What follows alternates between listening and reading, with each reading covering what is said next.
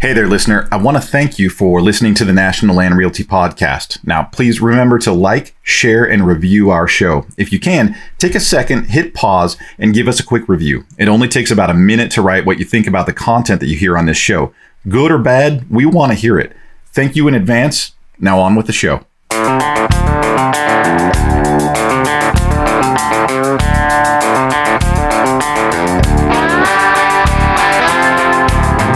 Welcome to episode number 25 of the National Land Realty Podcast, where we discuss all things land.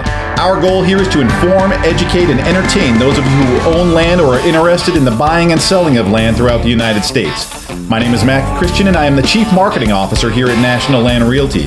I'll be your host for this episode. In this episode, we'll be talking with land professional Jonathan Stevens of Madison, Mississippi, about managing land for wild game habitat. Land management and real estate have been in Jonathan's blood from the start. He has worked in real estate for 10 years, manages his family's 5,000-acre property, and is a graduate of Mississippi State University in real estate finance. Jonathan brings his knowledge and his experience in managing land to this conversation on how to improve land for deer, turkeys, and other wild game animals. Now sit back and enjoy the show.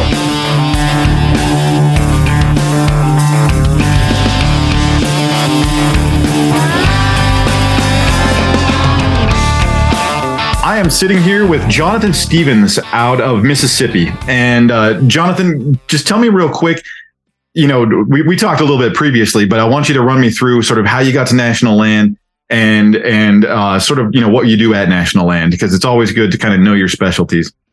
Yeah, absolutely. I got into National Land about 5 years ago. Like we talked about before, I had been in real estate 6 years prior with other brokerages, and was my broker Beth McClellan was making the switch to National Land, and had us all at a meeting. And Ronnie Richardson, Mark Lewis were there making the pitch and telling us about it. And obviously, within minutes, you know, it was definitely something I was interested in, and thought it was a great idea. Did some training, learned even more, and now 5 years in, it's been a great switch for me from a personal standpoint, and just from a business standpoint. It's been a good fit for me, and can't complain, and looking forward to many more good years. And you graduated with a degree in real estate finance from Mississippi State University. So you had real estate as an objective the whole way through. I did. My first year or two in college, I was I may have declared a major, but I was mainly undecided, like a lot of people. Still kind of feeling things out. I have a family background in, real estate, hunting, cattle, a lot of outdoorsy stuff. And I actually think I started my major in accounting, and after an accounting class, I knew that was out. So I thought real estate finance, I'd still have a business background, but was hoping to do the real estate side. So in like a lot of college classes, it doesn't exactly teach you everything from a real estate standpoint. There was still a lot of learning, kind of as you go, like in anything. But it gave me a base knowledge of just basic real estate principles, and got me started. And I jumped right out of college, jumped into it, got my license a month or two after graduation, and been doing it ever since. That's awesome. Like the more I talk to agents, a lot of them kind of stumble into real estate just based on, will have started out in the finance sector or some other service-based industry, or, there's the other route of working, in agriculture and managing agriculture, or doing government work, or doing forestry or something like that. It's not very often you find somebody that like targeted real estate right out of the gate. So it's yeah. Oh yeah. I mean, it just had a lot of exposure to the outdoors. My family has been in the cattle business my great granddad was in it for, over 100 years ago. So I grew up, going to the farm on weekends during holidays, hunting, riding four-wheelers, typical, young man stuff. So yeah, I got a lot of exposure, and with the real estate and being outdoors, there's a lot of perks. Being your own boss, making your own schedule, not having to sit at a desk every day from 8 to 5, stuff like that. And, and just, some people just like being outdoors and it works for them. And I would definitely say I fall into that category. Yeah. So, and you manage a 5,000 acre farm. Like it's hard to quantify that in your head exactly how big that is, but a 5,000 acre farm that your family has that you also help manage aside from doing your day-to-day work, right? Right. That's right. So, yeah, I mean, it's very blessed. My great granddad bought it all in, I think the 60s and 70s. It's all contiguous. It's basically one whole block of land minus like maybe there's one 40-acre block in the middle that we don't own. But yeah, so very blessed, got to grow up to that. I don't have a dime in it. So that's nice. It's kind of an inherited thing, but, it's one of those deals where, I mean, I love to hunt, be outdoors, but you also have that sentimental, it's your family's land. You take pride in it, so I'm obviously going to make it a priority to maintain the land, make it the best it can be. And I feel like that does benefit me from a real estate side. I have some experience in that, and I can give advice to landowners or people buying land on, I'm no expert, but I can tell them, this is the kind of property you need to look for, or this is what you can do to your property to make hunting more enjoyable for you and maybe kill bigger deer, more turkeys, that sort of thing. I mean, I think there's a lot of things you can do, a lot of flexibility. There's work to be done to make it better and also still be fun and not strenuous activity nonstop. There's a good sweet spot there, but I think that's why I like to do it. Yeah. Well, and there's also the fact that you get to practice what you preach on a daily basis. You don't have to just walk in and talk to somebody and say, hey, you should do this to your land. It's like, well, have you done it? Well, yes, yeah. I have. Oh yeah.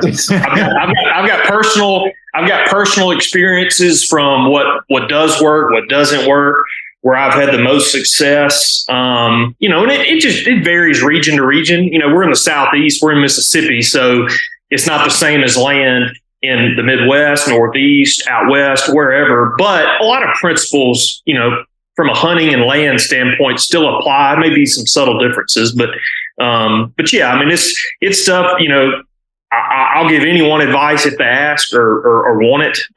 If they choose to use it or not, so be it. But I'm happy to help. I love getting, whether it's just friends or past clients sending me pictures of deer they killed or something. I mean, that's people work to make a living, but they also, there's also a side of you that likes to, enjoy your job and see other people benefit, not just from a financial standpoint as an investment, but, creating those memories, with family and friends. Oh yeah. So let's jump into that a little bit. You have a background in improving land, for wildlife habitat. You practice it all the time and you consult people all the time to finding tracts of land for potential wildlife management, including recommending upgrades to that land and improvements that they can make to that land. So yeah, let's jump in a little bit. So if I'm somebody on the market and so I'm I want a recreational tract. I think a lot of people do want, land for recreation, and whether that is hunting or just getting outside, right? But let's go into it for hunting, because we are in that time of season where we're dead in the middle of it. So, right. What are you looking for? If you like base level, what does a landowner want to look for in Mississippi if they're looking for hunting land? I mean, and you really start off by, okay, where are you looking? I think if there was no money involved, everyone would want to be in the Mississippi Delta just because, it's close to the Mississippi River, the deer are bigger, the hunting's better, that sort of thing. But, Mississippi really all across the state, for the most part, offers a chance to kill mature, good bucks, good deer. So that's a good thing. Really starting off, my number one recommendation would be buying a place that has diversity. And by diversity, I mean, some acreage and timber, whether, let's just say 50% of it's timber. Well, in a perfect world, you would have both pine and hardwoods. So you got diversity. It's not just, the same thing all the way across the board. Another thing I would look for would be, okay, it's nice to have some open land. And by that, I mean, you have food plot opportunities. You can let some of it grow up to hold deer, provide cover, bedding, food, that sort of thing. Obviously, creeks, ponds, lakes, water sources for deer. Really, I mean, if I'm just building the perfect property, I'm having one of all those things: creek, pond, timber, open land, whether it's pasture or something you can plant trees in. Something that has a little bit of everything would be what I would recommend to somebody. I feel like that just gives you the most chance to, biggest chance to maximize everything. You have everything a deer could want if you have all those. And that's where I would start from a looking standpoint. You're never going to find everything on a property, but that's where you start looking, in my opinion.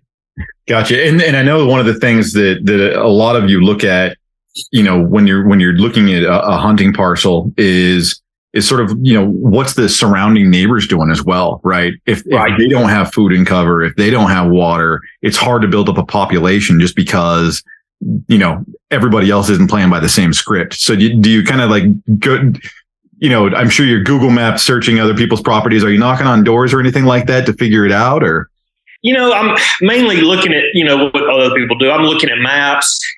Obviously, you would prefer a place that you're buying would have large landowners around.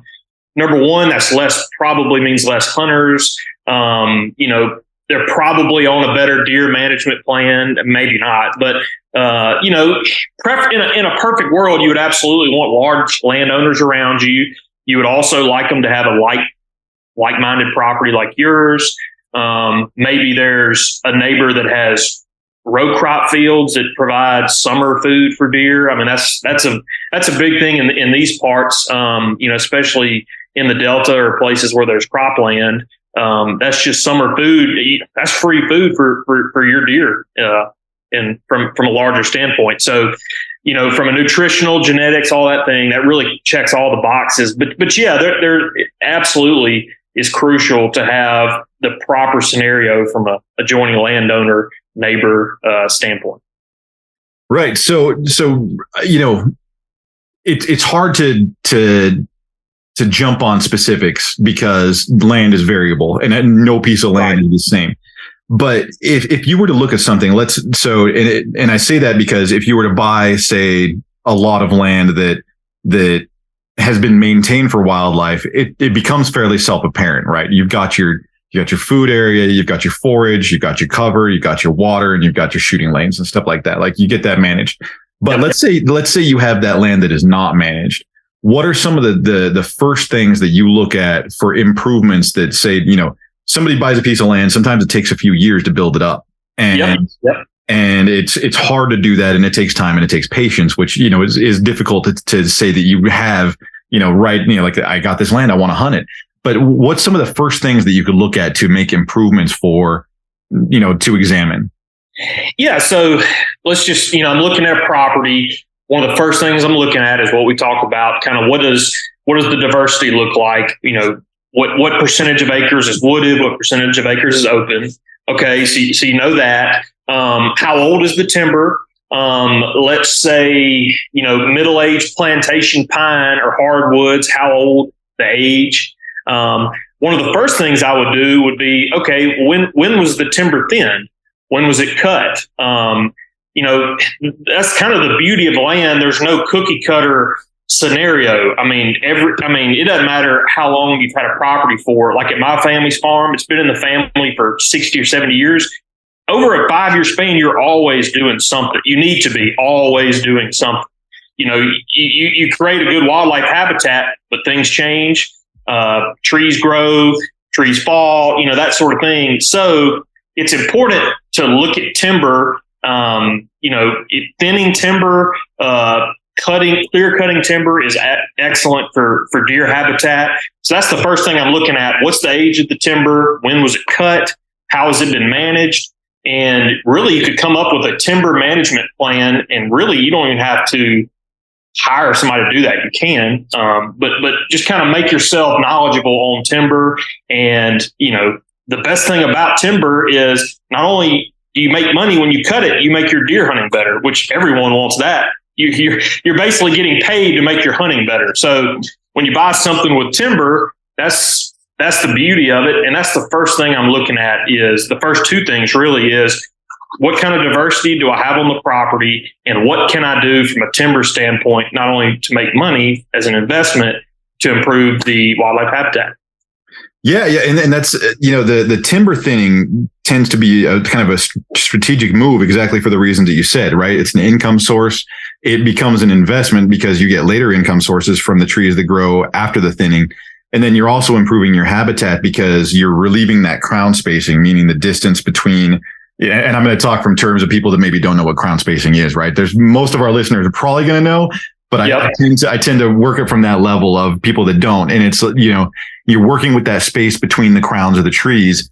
And if you're not allowing light to the undergrowth, you have a dead zone, right? Like, you're not going to get that forage area down below. And so you have to be able to allot for light, and you have to be able to make it not as competitive for other plants to get up there, right? That's right. I mean, that's another high priority thing to look for. Let's just say you have 100 acres. Really look for dead, like you said, dead areas. Like maybe it's 40, 50-year-old pine that's never been cut. It's not producing acorns. There's no underbrush underneath. It is a dead zone. You may have 10 acres of it provides, you could see a deer in that area moving through, but it's really providing no recreational or really investment value. It needs cut. It's just there. I mean, that's the biggest thing in my mind, is identifying dead areas that provide no food cover, X amount, of that sort of thing. And either removing it or manipulating it from a timber cutting standpoint. I mean, you gotta, every acre counts. I mean, somebody's spending all this money. They want to kill deer and have good areas to hunt. So, every acre counts. That's kind of my philosophy. You can't just forget about, well, this 10 acres over here, it's nothing, but it's fine. No, I mean, 10 acres can hold a lot of deer, that's my motto. And, every acre can provide something.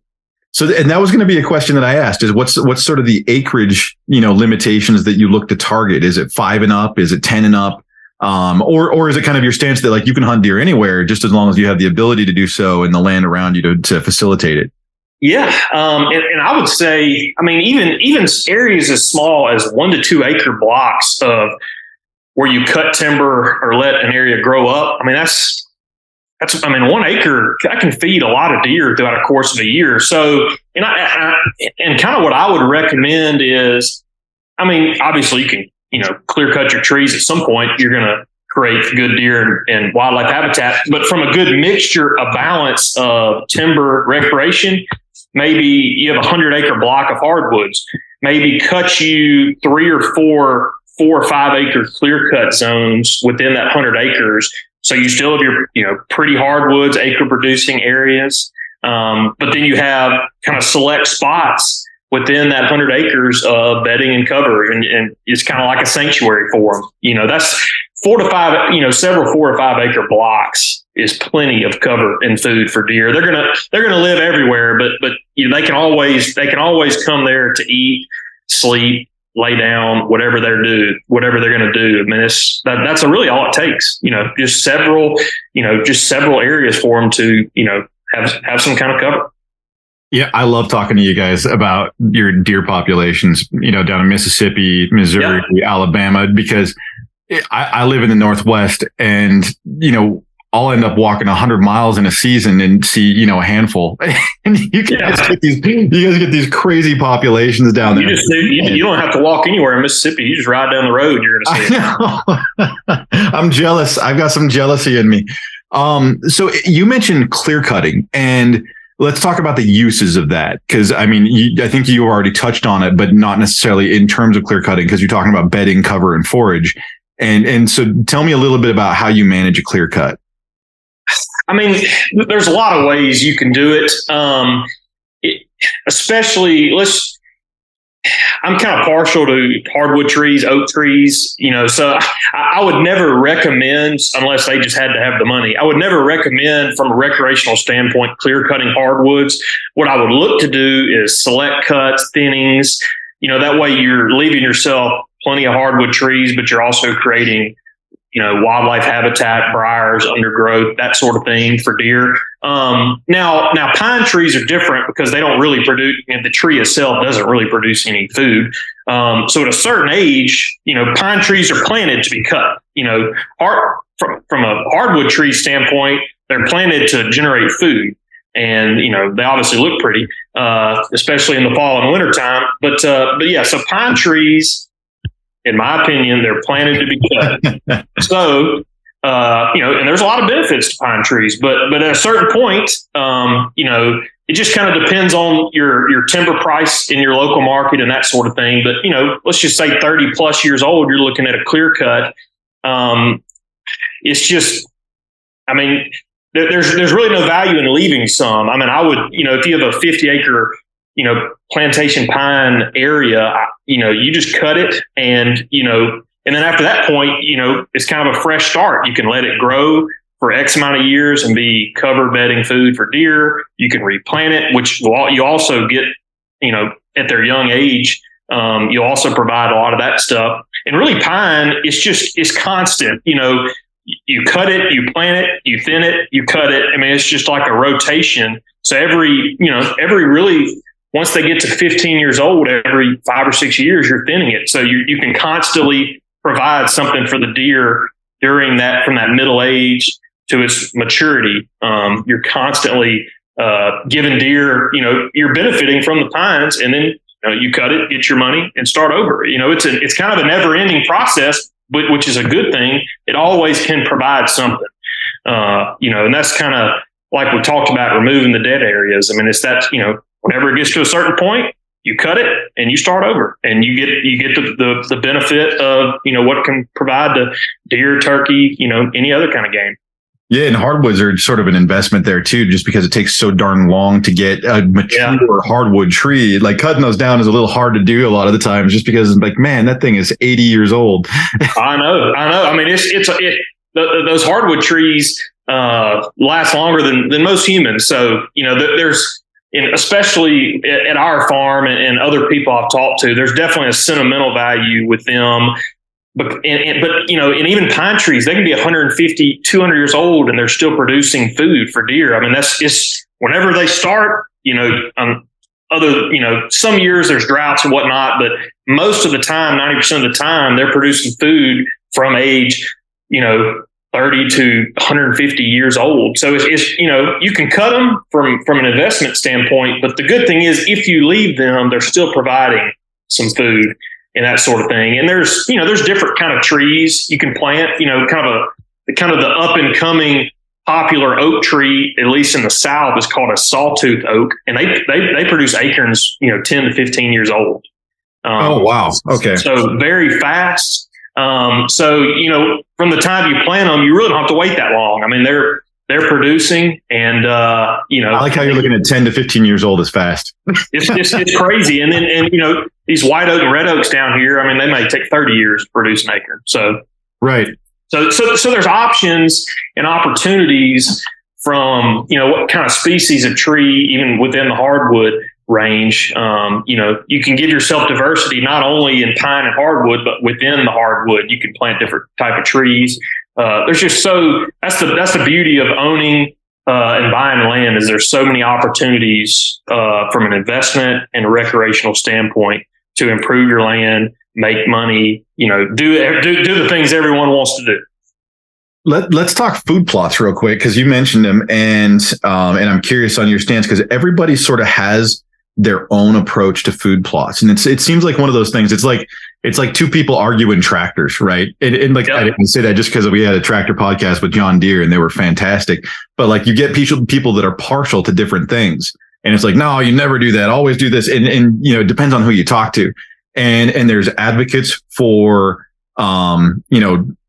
they'll prioritize legumes because of the protein level that those have, and the effect on antlers. Or there's people that will just go for the quickest, dirtiest plant that they can get up there and get people to feed, and get animals to feed on. Yeah. Or they'll go all natural and just go with native plants that animals feed on as well. And look at that soil cultivation. There's people that look at sort of like enhancing soil biomes, or there's people that look at fertilizing and doing like chemical enrichment on the soil. And there's till and no till. So if you're a landowner looking at this and you want to hunt your land pretty quick, right? Like you want to get in there and you've got your quick fixes. You've identified your listing, or I'm saying listing. You've identified your property, right? Yep. What's sort of your approach to establishing a food plot area, and how do you manage that? Right. So, it's obviously important, and from a hunting standpoint and to feed the deer, nutritional standpoint, it's important to have food sources on your property. You have your natural food sources, your acorns, your sage grass, or whatever, browse deer can eat. But it's also important to plant food plots. Makes hunting easier, more fun, and you're also benefiting your deer herd. So, a lot of it depends on, how much money someone either has or is willing to spend, or really how bad they want to kill big deer or see a lot of deer. Something I would recommend, and it's very time consuming, but I think it would pay off, is to have year round food sources. And by that, I mean, maybe in the fall and winter, plant your normal food plots. And maybe later in the spring, early summer rolls around, you could plant what I would call summer food plots. And there's a lot of options. You could, and it kind of just depends on the property you have, which actually goes back to the point we talked about diversity. You buy yourself some open land with the timber. Well, with that open land comes food plot opportunities, summer food plot opportunities. You could plant soybeans, clover, and a lot of it just kind of depends on where you are and what grows the best in your region. But I think that's extremely beneficial, because that's the time of the year deer's antlers are growing. Late May, early June. That food is just as important, if not more important, than the food they're eating in December, January, February. So if money's no object, or someone has the financial stability to spend that kind of money, I would definitely recommend not only doing food plots in the winter, whether it's down here, we see a lot of ryegrass, wheat, oats, that sort of thing. And in the summer, you can kind of be flexible. There's lots of different options. There's vetch, clover, soybeans, corn, that sort of thing. And just give. And not only is that going to make your deer herd better from a nutritional, genetics, whatever standpoint, you're also going to hold more deer on your property during the non-hunting months. And what's going to happen is you're going to draw deer off neighbors. You're going to keep them on your place, and actually gives yourself a better chance to manage your herd and, have more bucks on your property, which gives you a better chance during the season. So that's a huge point that you bring up there. I think a lot of people, when they look at a rec tract, they're looking at establishing a food plot related to hunting season, right? Where it's like, I want to have the food ready when the deer are ready and when I can harvest a deer. And it's not necessarily the case, because if you haven't provided consistent food, the deer won't know that there's food there in the first place, right? Like, you don't have that traffic pattern built up, and you build that habit just due to, you're working primarily with whitetail in that area, and they tend to be territorial. And if you haven't established a territory with food year round, then they're not going to just all of a sudden magically appear, right? You have to establish that habit. Absolutely. And that's the thing, deer have different patterns. They have summer patterns, winter patterns, fall patterns, spring pattern, whatever. But the number one thing that it doesn't matter if it's March, December, January, October, deer are going to eat every day. For the most part, they're going to eat every day. So if you provide food, you're going to have deer. If you're in a good area where there's a lot of deer, if they're going to feed they're going to be where the food are. And in the winter, they're going to be where the does are, but they're also going to be where the food is. So, that's, if you have food, you either have deer or have the potential to have deer, and the more deer you have, the more bucks you're going to have, and that's just kind of how it works. And you're also going to have, the more food you have, the bigger deer you're going to have, just because they have more chances to stay healthy and have plenty of nutrients and everything that, for their bodies and their antlers. I was going to say happy deer usually end up being big deer. That's right. That's right. They don't get big by starving. That's for sure. Oh yeah. Well, and so one thing I was going to ask you, and I've had a few conversations on wildlife management, and just this one came up because I talked to one of our agents in Texas, Wayne Dunson, and he was talking about depredation. And he has huge coyote issues out there. And what do you have in Mississippi? And is that a concern? Yeah, I mean, predators in Mississippi is it's gotten very bad. I think opening day of rifle season in Mississippi was the 19th of November. The first morning of the season, I saw a coyote, which I missed. He was running, and I should have killed him, but I missed. And then that afternoon, I killed 2 bobcats in the same hunt within 5 minutes of being in the stand. So that kind of tells you, in a couple of hours that I hunted on the first day of the season, I saw 3 different predators. So obviously, throughout the season, you're going to see more than that. So, right. We actually had a trapper on our place.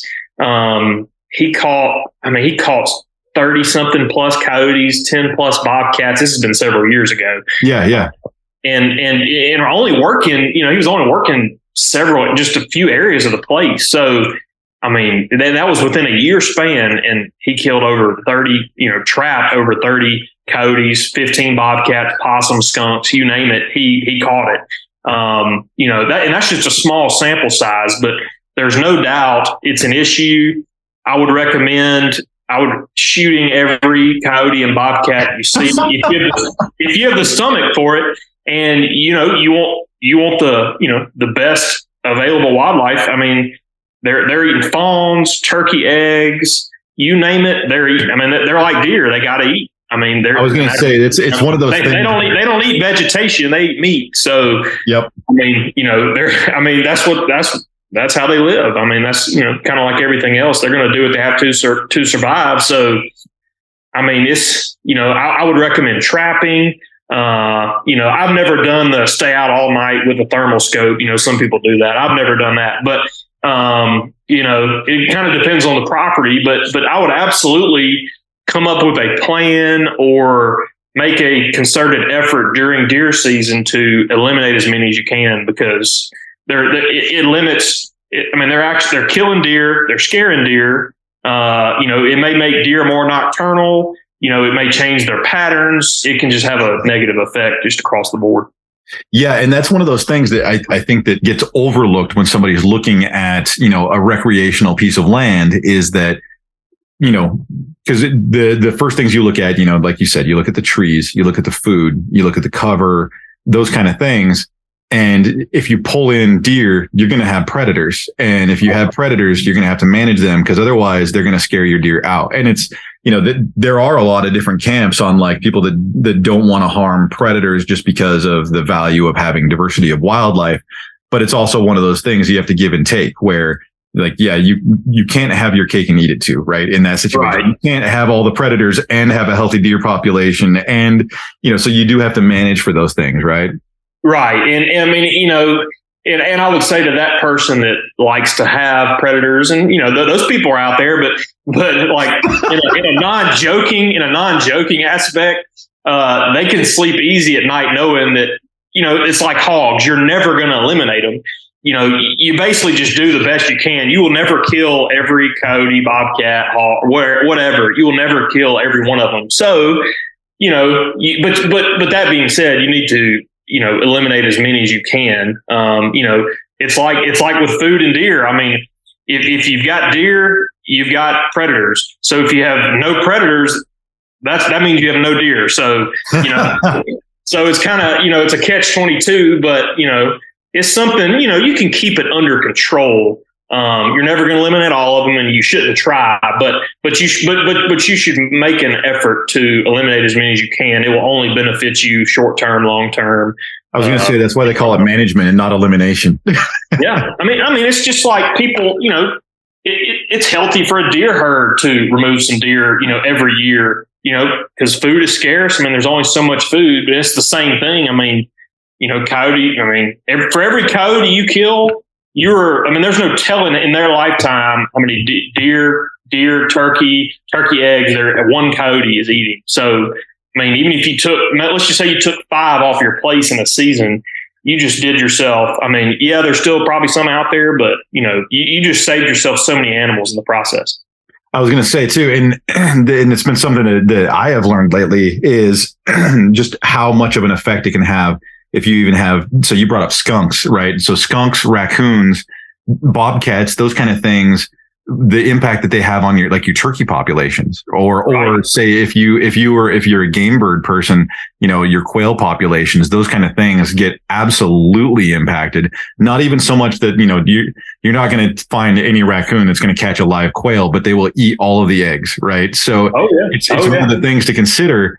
And I say that because quail are very fast, and raccoons I don't think have that speed, but but they can't fly. Yeah, and they don't fly. It's a flying raccoon would scare that'd be terrifying. But those kind of things that I think that get overlooked when somebody's looking at making an improvement to their land is they can manage for all of it, and you might not see much of an impact. And it might be because you have a predator problem out of the gate that you have to manage as well.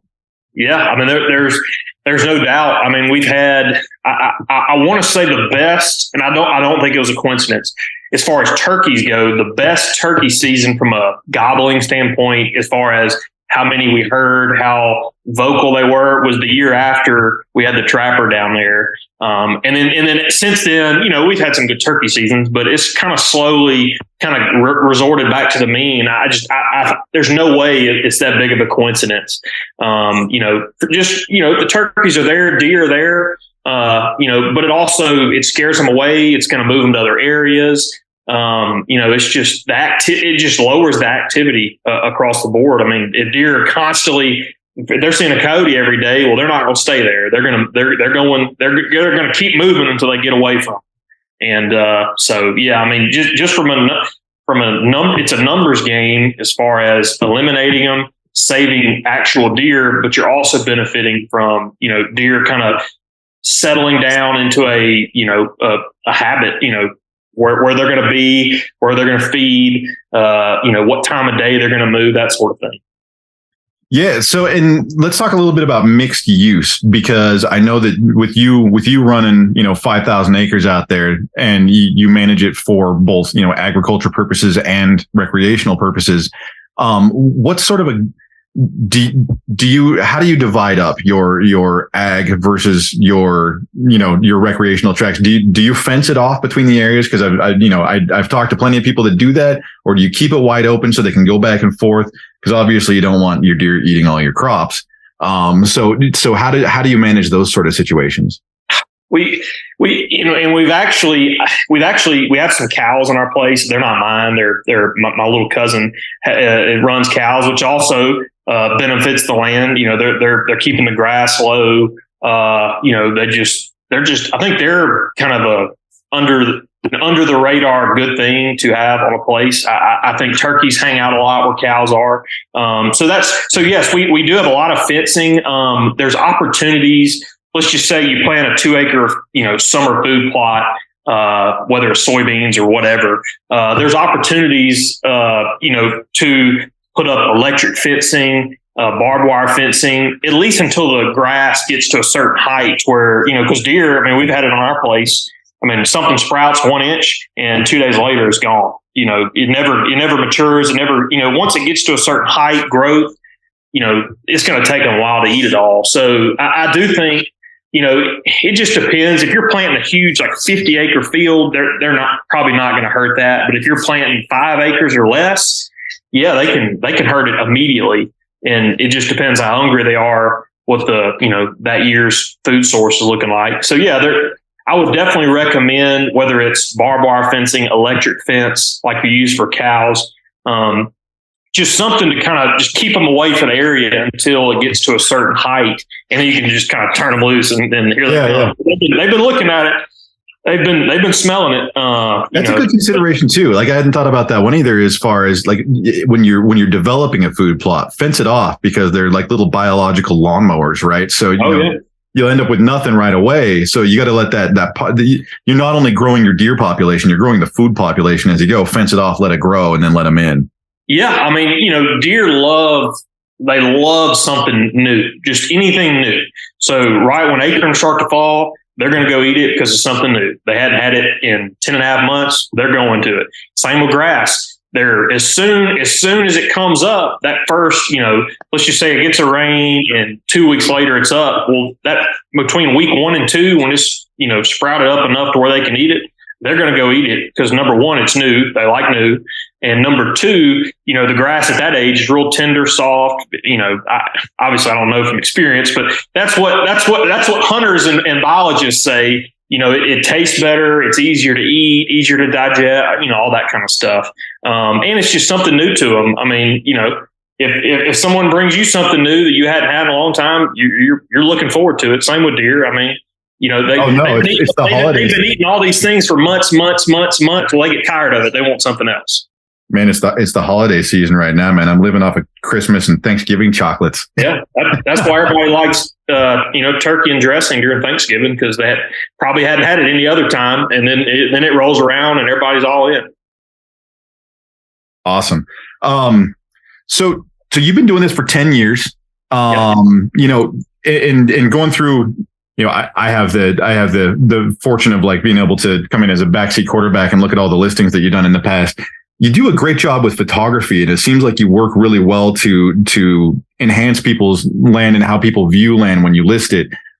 Is that sort of how is that kind of your approach to getting these listings, ready to go, is kind of going around and looking at improvements that people can make in the meantime? Because a lot of the stuff that it looks like you help people out a little bit with this. Yeah. So, if I'm going to look at either a potential new listing or new listing, I'm obviously going to look it up on the map before I go. And, you want to take pictures of the property, and there's always a few pictures. They're going to be in every property. There's going to be an access, a road, you're going to take pictures of that. But what I'll do before I go is, okay, let's just say I'm looking at 100 acres and I see it's got a big creek going through it. Okay, well, I know I'm gonna take a picture of that creek, because that's just something specific people like to see. Probably has a scenic view at some point. So I will target things while looking at a map before I go to the place. Like, I'm gonna take pictures of this. So if I'm going to a rec track, I'm looking at the maps. Okay, well, there's food plots. A hunter wants to see that food plot. He wants to see that deer stand. So, I'm going to take just generic pictures throughout like everybody, but I think it's important to, for yourself in selling a property and also looking for potential buyers, kind of knowing what they want to see. A hunter wants to see deer stands, food plots, internal roads. What does the timber look like? If it's in the fall, you can walk out into a hardwood track and take a picture of acorns because they want it. That's just kind of, you're obviously going to take pictures of the prettiest parts of the place, but you also have to take pictures of what people want to see. Everybody wants to see, there's got a brand new $2,000 deer stand. Well, they want to see, that sort of thing. And they want to see this pretty creek, food plot, hardwood ridge. You just take pictures that appeal, from a salesman tactic, but also just benefits your seller and the buyer. They kind of know what to look for, because when they go out, that's where they're going to have already looked at the map, just like I have, and they're going to target those areas too. Yeah, and I wanted to bring that up because it does look like you've worked with landowners a bit before they go to market, and which is awesome. And it's helpful to know too, like if you're looking at selling your land, the things that you want to manage, exactly like what you just said, right? Like you want to make sure you've managed the areas where you have your tree stands. You want to make sure that you've managed your access routes. You want to make sure that you've managed your food plots. And if you haven't, it's a good time to do that if you're looking to sell, because and that's also sort of like where your expertise comes in. Like you want to talk to a land professional like Jonathan here, to where you know sort of what to present, how to put your best foot forward when you go to market. Otherwise, you might not get the mass appeal that you would otherwise, right? That's right. I mean, it's, there's a lot of curb appeal that's involved with it. If someone pulls up to two properties, they're the same price, basically the same property. Which one are they going to buy? Are they going to buy the one where the roads are bush hogged, the fields are bush hogged, the food plots are bush hogged, the food plots are planted? Or are they going to go up to this property right across the street, same everything, but it's not been kept up? And, you don't have to spend a ton of money to it's mainly just a little money and time. But I've countless times have I been to a decently nice property and it was not well maintained. It hadn't been cut in several years, and it may in the grand scheme of things be the better property, but from a seller's value standpoint and from a buyer's perspective, they're gonna, the tiebreaker is always going to be the more manicured property. And I mean, selfishly, it makes it easier for me because the pictures are going to look better. It's going to be easier for me to access the property. I mean, countless times have I shown up to a property, you never know what to expect. And you get out there and you're just walking through briar. I mean, it's just, it happens, and it's hard to maintain your property, but you're definitely losing yourself some money, and you're making it hard.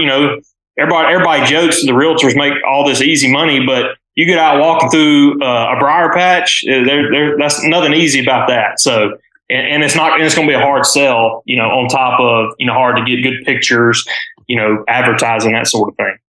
Yeah. And you bring up a really great point when you're talking about the undergrowth and managing the land. Like your ability to sell the land that you're wanting to sell, it could be the difference between a few hours on a tractor and a brush hog, right? To make it all the way, to really make it present well.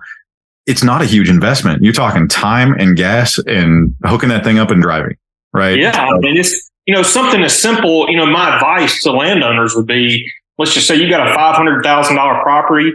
You're really, you've got to be able to spend $1,000. I mean, spend $1,000 in the grand scheme of things is nothing. You can spend that $1,000, whether you do it yourself or you pay somebody to do it, whether it's a dozer, a tractor, a bush hog, even the tiniest of things, as far as just clearing the roads out and opening up, bush hogging a food plot. We're not talking about cut every blade of grass on the property. We're just talking about access points, trails, because that's where people are going to be. Not every buyer is just going to tear off through the woods sweating. No, he's going to go down the easiest path of resistance, just like I would as a realtor, just like a deer would, any animal. I mean, they're going to, that's where they're going to go. If a person is going down that road, it needs to be bush hogged, in my opinion. You don't have to spend, it depends how much money you have to spend. You don't have to cut every blade of grass. Just manicure the places that people are going to look. They're going to want to see food plots, roads, that sort of thing. And that, just little things like that can make a huge difference. I always kind of laugh at that too, because it seems it's always kind of a thing, right? Where somebody says, I want to improve my land. How do I do that? And it's like, how much can you afford? Because you could make a palace immediately if you drop money on it. So it's one of those, like, you got to work within your budget.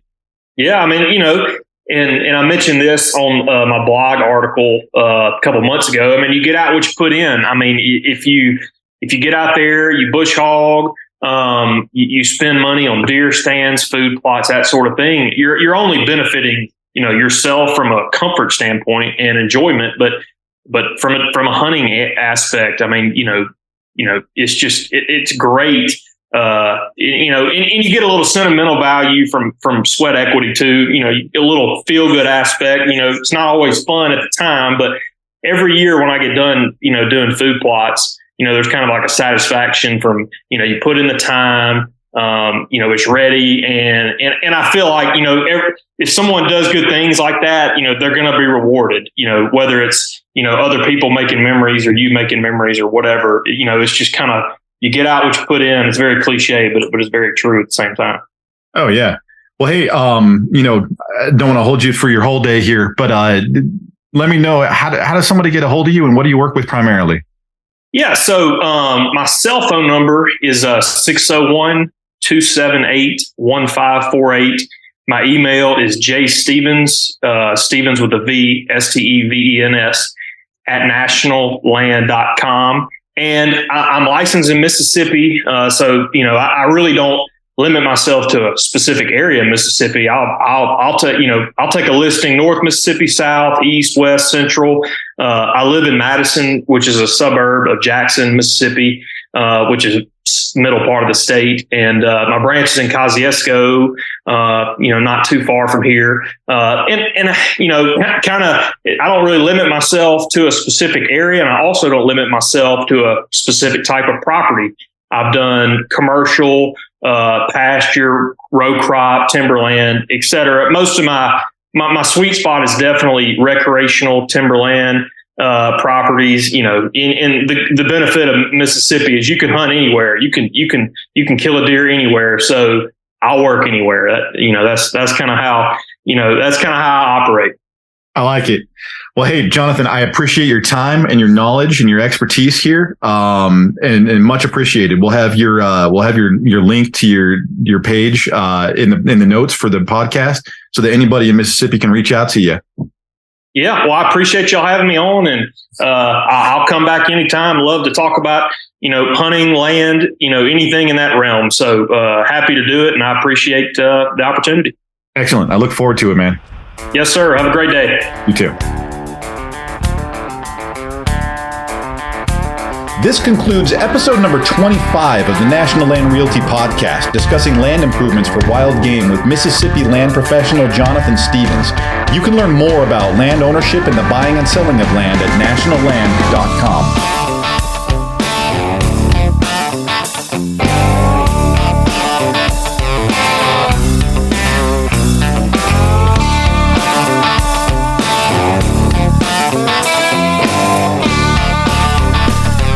Quick reminder, please like, review, and share our show. Our show doesn't get found if people don't talk about it and hit that like button. So, if you found this show valuable, others will too. Make sure to share it. As we get reviews, we'll share them on the podcast. Now, thank you again, and we'll see you next time.